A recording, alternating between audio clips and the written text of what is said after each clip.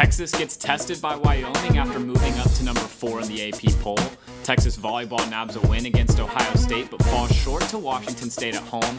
And we covered last week's controversial UFC main event. All this and more coming up on College Pressbox.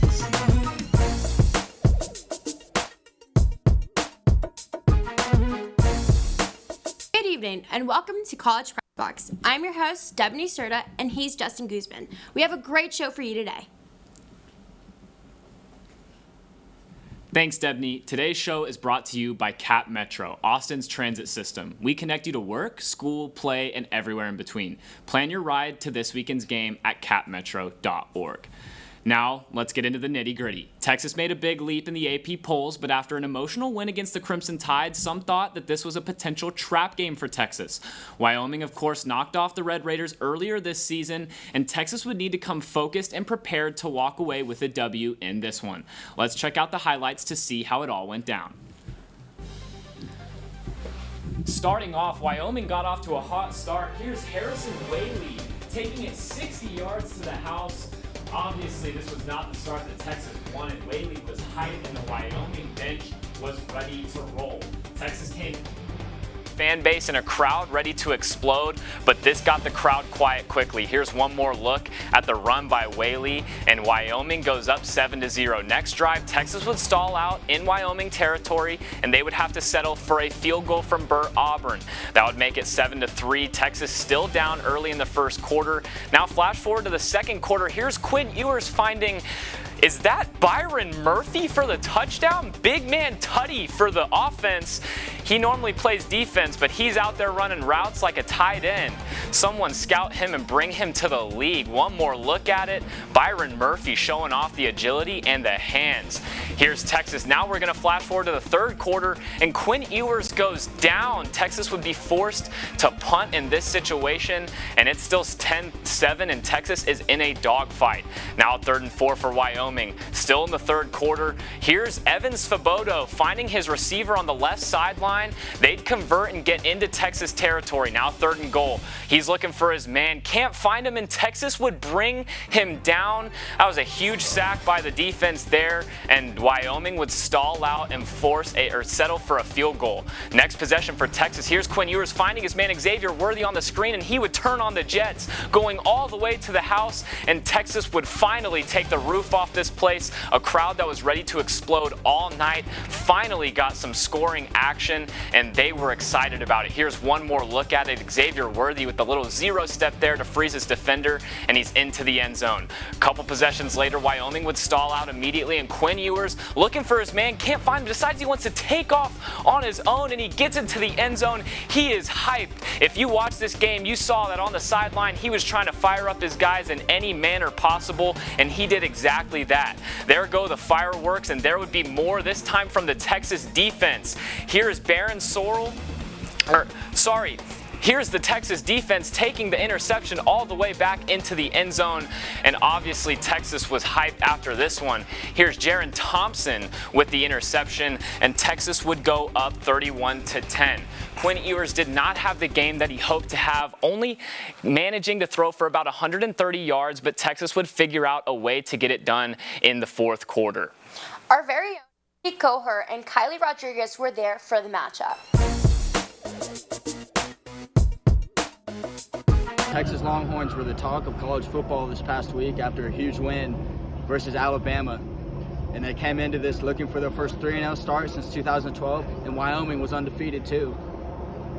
We go straight to the second half, and 3rd down, the handoff to Jonathan Brooks, and look at him go. He'll take it 61 yards.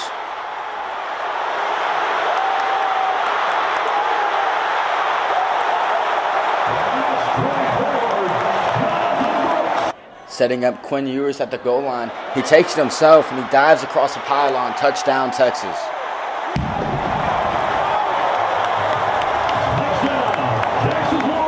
I thought our versatility showed up tonight. All the talk going into the game was, could we find a consistent run game? And in the end, the run game was what took this game home in the fourth quarter. I thought Jonathan Brooks, the offensive line, the tight ends, obviously Xavier made a really explosive play. We finally got him in a one-on-one scenario where he could do what he could do.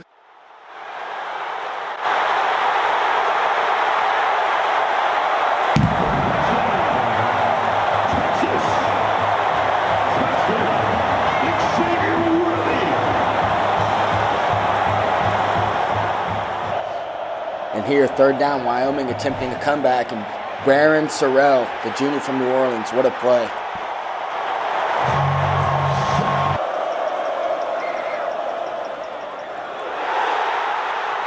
Hands down the play of the game. The pass, it is picked off by Jaron Thompson. Takes it 27 yards for the pick six. Jahdae Barron, he lays the wood on the receiver. Had 9 total tackles.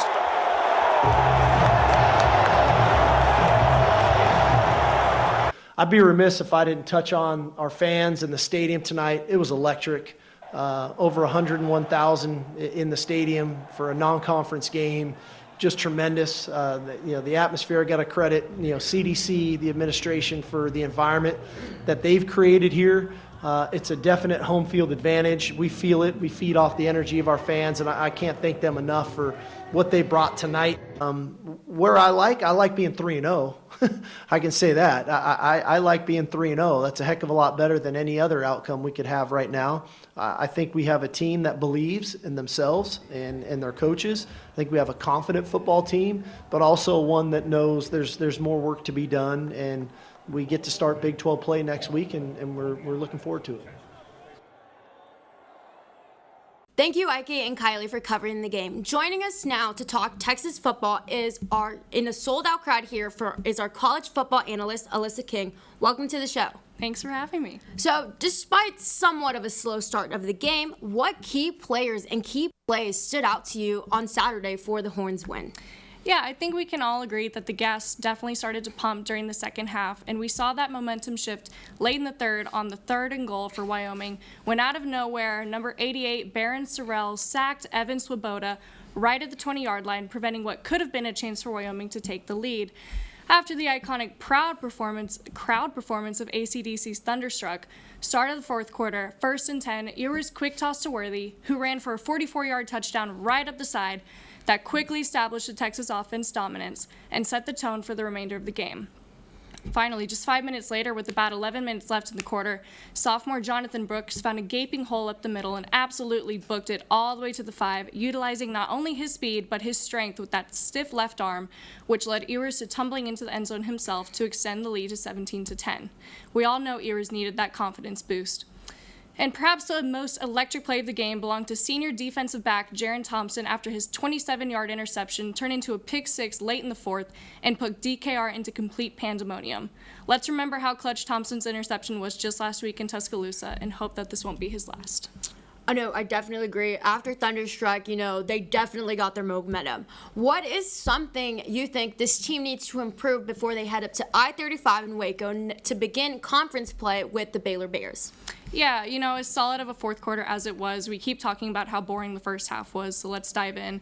In the first quarter, we saw multiple back-to-back incomplete passes by the Texas offense and only secured a field goal by the end of it. Second quarter was nearly identical with the addition of a Texas touchdown. Our defense did manage to hold down Wyoming to 7, but with Texas sitting still at 10 at the half, moving forward, we definitely need to see a higher sense of urgency and aggression on our side of the ball earlier on. O-line needs to find that same sense of protection of Ewers in the first half as they do in the fourth quarter. And on that note, creative play calling is a necessity as we head to Waco this week. The Bears managed to put up 16 this past week in their first half against LIU and will undoubtedly be all over Texas early on in the game. We're in conference play now, meaning these are teams who see Texas every single year. As we rise up in the AP poll, we cannot call the same play every time and be too predictable. We pulled out some tricks in Alabama and must continue to do so. 3 and out is no longer acceptable. Consistency is key. No, I definitely agree. We got to change up the plays every once so often, and it can't be what we're used to. So Texas hasn't been 3-0 since 2012, and it's now ranked 3 on the AP poll, marking its highest ranking since the 2009 season. Can we say Texas is back? Oh, don't ask me, but, I cannot say that. But anyone and everyone can definitely see that what Sark is doing here on the 40 acres this year is different, and it is working. And I mean athlete and student-wise. We haven't seen DKR consistently sold out in a very long time. We had a whole drone show. The atmosphere has changed. Texas has historically been weak in the second half, and to see the fire ignite on both sides of the ball late in the game is very, very encouraging. Look at the past two Texas fourth quarters. Even special teams has been on fire. We have guys like Keelan Robinson running explosive 32-yard punt returns late in the game as if his life depends on it. The energy has refused to die, even if the first half was a bit of a snooze fest. We need the run game and pass game to be consistent every quarter. Being ranked high means that standards rise. We still have a lot of talented teams to face off, and they will be charging at full force towards the Horns. It's important for Texas to remain calm and do what they know how to do. Don't be susceptible to silly penalties like false starts or illegal substitutions. Fix mistakes early on and avoid feeling shaky going into the half. Entering SEC play next year is big for these guys, and I'm sure they want to make a gracious and deserved exit out of the Big 12. Texas is a team that deserves to be recognized, but if they can't make a statement early on in the game, then it will not happen. If we can stay consistent on both sides of the ball for all 4 quarters, I would not be surprised if we took a top spot this year. Thank you so much for that analysis. I definitely agree. We just have to take it one game at a time. Gotta do it. Always great to hear from you. When we come back to College Pressbox, Justin Todd will break down the recent play of Texas volleyball team, so you don't want to go anywhere. We will be right back.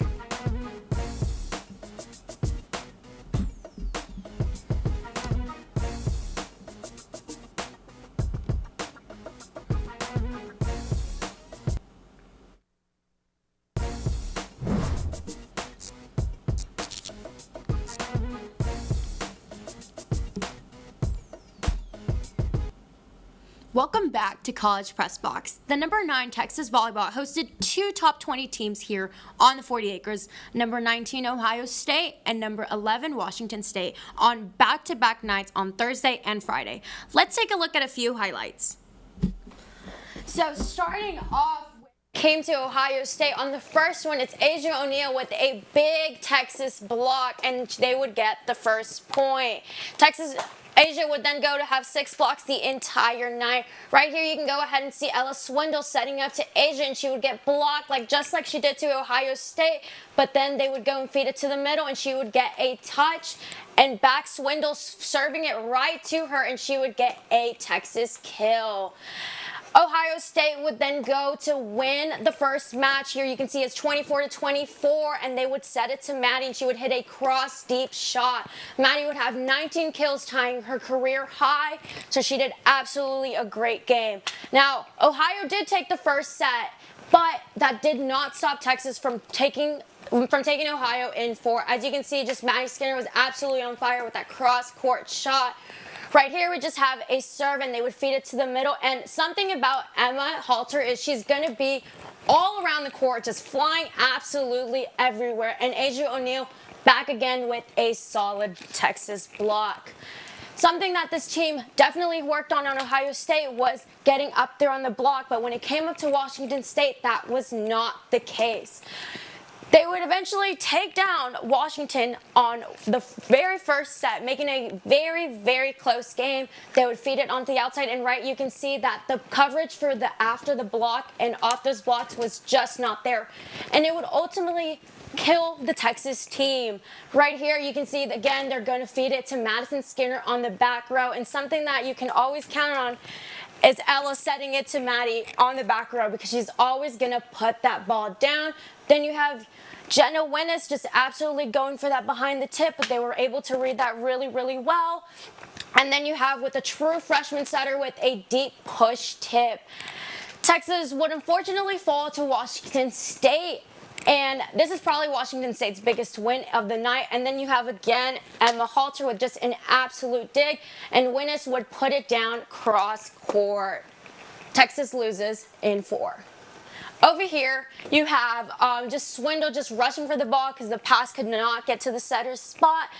And we weren't as smart with our placement, and that would kill us the entire night with that behind the block tip. Now joining us is our volleyball analyst, Justin Todd. Thank you for joining us. And before we get into volleyball, gotta compliment the name. Nice name. You know, I think that you also have a very nice name. It just rolls off the tongue. I think it does. Now let's get into the nitty-gritty. Last Thursday, Texas played Ohio State at home, picking up a big win over a quality top 20 team. Justin, what did you see in Texas that helped them take this win? I mean, that's a great question, Justin. For me, it all came down to the individual players. Let's start with Ella Swindle. True freshman, starting setter, and she is an incredible talent. She has really good hands, is a great blocker and server, and plays really good defense. To be playing at this level early in the year as an all-around setter and a true freshman is just amazing to me. It's very difficult to adjust to a new team and different hitters at first. I mean, these hitters are hitting much higher than our high school players. They're much more skilled. And I think that as she grows into her own and gets used to this team, she's going to be a problem for the rest of the nation. Next, I'd like to talk about her favorite target, Madison Skinner, on the outside. She is truly one of the best outsides in the entire nation. She jumps out the gym, she has amazing strength and balance, and all of the technical skill and power in the world to back it up. Particularly good this past week has been her back row attack, which her and Swindle have been connecting perfectly off of. In addition, Emma Halter has really stepped up this year. She's taken over as the starting libero for the recently graduated Zoe Fleck, and she has been particularly impressive in back left on defense. I mean, I have seen her pick up swings that seem pretty much impossible to dig. Her ability to read the hitter is incredible, and her reaction time is lightning quick to be there. Another key duo for this Texas team are the middles, O'Neal and Bergman. O'Neal is hands down the best blocker on this team and one of the best in the entire nation. She's always closing blocks, she's shutting down opposing middles, careless enough to swing anywhere near her. While Bergman is also a great blocker, what's impressed me the most so far has been her offense. She runs a slightly slower one ball than O'Neal, waiting to see the opposing block, and then she slams the ball straight to the ground on either side of it. She's incredibly efficient and is a key tool to this Texas offense. Lastly, I want to talk about a player to keep your eyes on, Devin Kahahawai. She's a sophomore this year, and she didn't start any games yet, until she subbed in during the second set against Ohio State, and she instantly made an impact. She's a really high contact point, and a few times she just went over the opposing block. Her offense could be a key tool for Texas, and I expect to see a lot more of her in the coming years. Absolutely. Moving forward, Texas took a tough loss on Friday versus Washington State. What factors do you attribute that loss to, coming off of a hot win the night prior? It's not an ideal loss, and I think that Washington State is just a better team right now than Ohio State, who we played on Thursday. Ohio State was a good serve and block team, but they didn't have the firepower of Washington State. Washington State is a killer right side and a really good middle, and they were able to score much more efficiently than any of OSU's hitters. In addition, they blocked incredibly well, and when a team does that all night, it is going to be an uphill battle. But looking at more at what Texas could have done better, my mind instantly goes to the serve receive. It hasn't been an issue in previous games all year, but on Friday, it was a big problem. The passes just weren't going to a spot where Swindle could be creative and keep the blockers on their toes. A lot of times she had no option but to send it outside, and the blockers knew that, and they took advantage. If the passes aren't to a place where the setter has options, the entire offense falls apart, and I think that was the key to why Texas lost on Friday. Absolutely. The serve receive definitely became an issue as that game progressed. Moving on, Texas won the national championship last year, and everybody has got to be wondering, is there a chance that this Texas team can go back-to-back? What are your thoughts? I mean, yeah, that's the big question. When I watch this team, I see all the parts, all the pieces of a winning team. They have the talent, they have the coaching, and they have the skill. Their biggest obstacle, though, is consistency. Some sets, some parts of sets. I see one of the best teams in the nation, a true contender. I mean, a team that just has everything going like bread and butter. But other times, I see a team that lacks coordination, a team that can get into slumps somewhat easily. I mean, my final answer is yes. There is a championship team within those players, but they're going to have to fight and work to find it. And I, for one, believe that they can do it. Yeah, consistency is one of those things that in all of sports, every team strives to achieve. But thank you for that analysis, Justin. Welcome back to College Pressbox. Our own Ronan Benford is in the studio to give you a rundown of exactly what happened in the UFC this Saturday. Ronan, take it away. Thanks, Justin. Always happy to be here on Pressbox to talk mixed martial arts. We're going to recap this weekend's main event. The UFC celebrated Mexican Independence Day by hosting Noche UFC, headlined by Mexican-born champion Alexa Grasso. She was looking to defend her women's strawweight, or 125-pound championship, against former champion Valentina Shevchenko. Grasso dethroned Shevchenko in March when she submitted Shevchenko in the fourth. In round one, Shevchenko was sharp with the opening striking exchanges. She was looking to initiate, putting together clean combinations and connecting well with overhand lefts. Grasso landed a few strikes of her own, but Shevchenko's attacks were more solid, including a nice kick to the body a minute in. Shevchenko her first takedown attempt was easily stopped, but she would continue to land fast punches until the next clinch about a minute later. This time, she successfully took Grasso to the ground, transitioning to mount and then back mount. Grasso slipped out as Shevchenko looked for a choke, and the fight returned standing in the clinch with about 40 seconds to go. They would exchange short strikes with little significance in this position until the horn. A solid start for the former champion, who took a clear 10-9. Grasso began to connect with her punches more often early in round two. Shevchenko, just 30 seconds in, but Grasso defended the takedown well. After a few exchanges in the center, Grasso connected with a clean right hand that sent Shevchenko to the ground for one of the biggest moments of the entire fight. Grasso pushed her to the fence, landing some solid strikes in the tie clinch. They returned to the center with about 3 minutes to go, and just as Grasso started moving forward, she got double-legged cleanly. However, she was able to hold the former champion in an arm-in guillotine, and while she didn't appear to crank on the submission much, she kept the position well from her back. Shevchenko postured up to land punches, but was pushed away by Grasso before the fighters stalled for the rest of the round on the ground. Another easy round to score, but this time, that round goes to Grasso. Output was higher for Shevchenko in the opening of the third round. Her right jab was snappy and landed repeatedly. Shevchenko completed a takedown and eventually latched on a deep-mounted guillotine. Grasso remained calm, but was stuck on bottom for the remainder of the round. This was easily a 10-9 for the former champion. Round 4 was the closest of the fight, though, and really determines how many people judge it. Striking exchanges were pretty equal in the first minute, but Shevchenko was connecting more frequently with fast rights. A solid left got through for Shevchenko, and a nice right followed. Grasso connected with leg kicks as Shevchenko landed another right. With about 3 minutes to go, Grasso stuffed a takedown attempt and put Shevchenko in a front headlock. From there, Shevchenko attempted to keep one hand on the ground, which would make her a grounded opponent, but Grasso was able to yank her up and connect with a series of hard but legal knees to the head as they moved to the fence. Grasso then connected with short punches and then scored with more knees to the body in the tie clinch. More punches from Grasso followed as Shevchenko was pressed against the cage. Both connected with solid strikes as they moved against the cage, but Shevchenko was sharper. She briefly got Grasso to the mat with some control time, but ultimately the champ popped back up. 10 seconds to go, Grasso rolled for an ankle roll and tried to crank until the horn. This was certainly the closest round of the entire fight, but I felt Grasso had more meaningful moments. In the fifth and final round, Shevchenko came out, landing more effective punches as she darted in and out with the jab.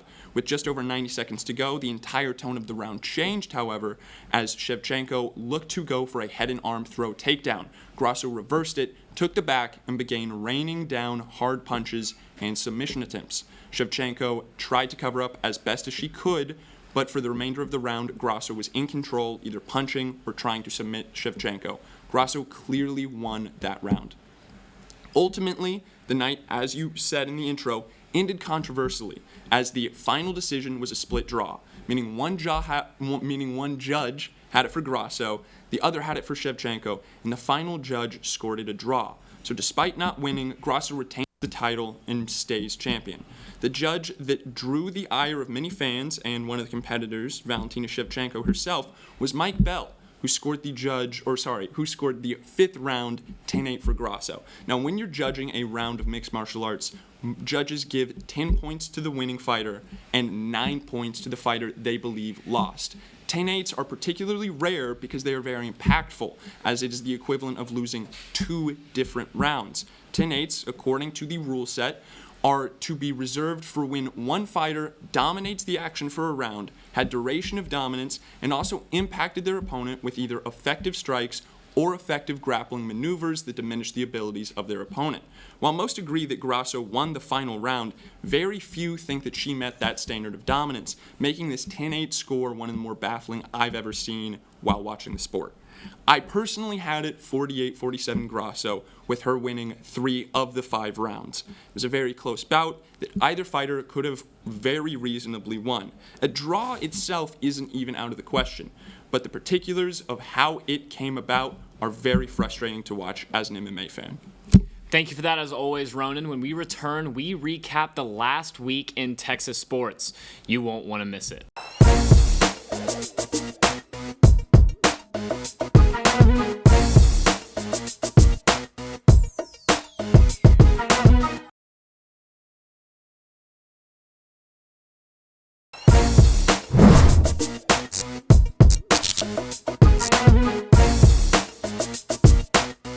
Welcome back to College Pressbox. Let's take a look at some of the headlines regarding Longhorn athletes. Well, Bijan Robinson for the Atlanta Falcons had a stellar performance this Sunday, including a run where he broke 3 Green Bay Packers ankles. Bijan Robinson was the main contributor in a big win over Green Bay to bring the Falcons to 2-0 on the season. Another Longhorn athlete, Brendan Schooler, had a good game against the Dolphins, including an innovative way to block a field goal. Although the Patriots couldn't get it done against the Dolphins this Sunday, it's always great to highlight some Longhorn athletes. Number 16 soccer beat Baylor to nail down their 6th consecutive shutout. Texas won 4-0, and although it took 55 minutes to score a goal, once again, Texas scored. Everything came together as Texas would score 3 goals in the final 35 minutes. Women's basketball will host their orange and white scrimmage on October 24th in the Moody Center. All seating will be free and on a first-come, first-served basis, but Texas women's basketball gets started, and it's always great to have some free hoops. Texas men's golf competed in Fighting Illinois Invitational over the weekend. Sunday's final round was canceled due to the weather, and Texas concluded as the runner-up to North Carolina with a 4-under par total. Now, let's take a look at the week ahead in Longhorn sports. On Monday and Tuesday, we got men's golf at the Papago Invitational. On Thursday, it's soccer versus Texas Tech on Longhorn Network. Friday and Saturday, volleyball takes on Oklahoma. That'll be 6 o'clock on ESPN+. And then Saturday, number 3 Texas football will take on Baylor in Waco at 6:30 p.m. on ABC.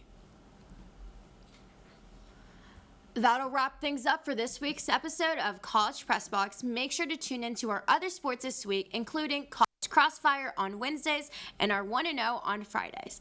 Thank you to all of our analysts, everyone in Master Control, our executive producer, Jason Conander, and everyone else at TSTV. I'm Debanny Cerda. He's Justin Goosman. Thank you for joining us, and have a good night.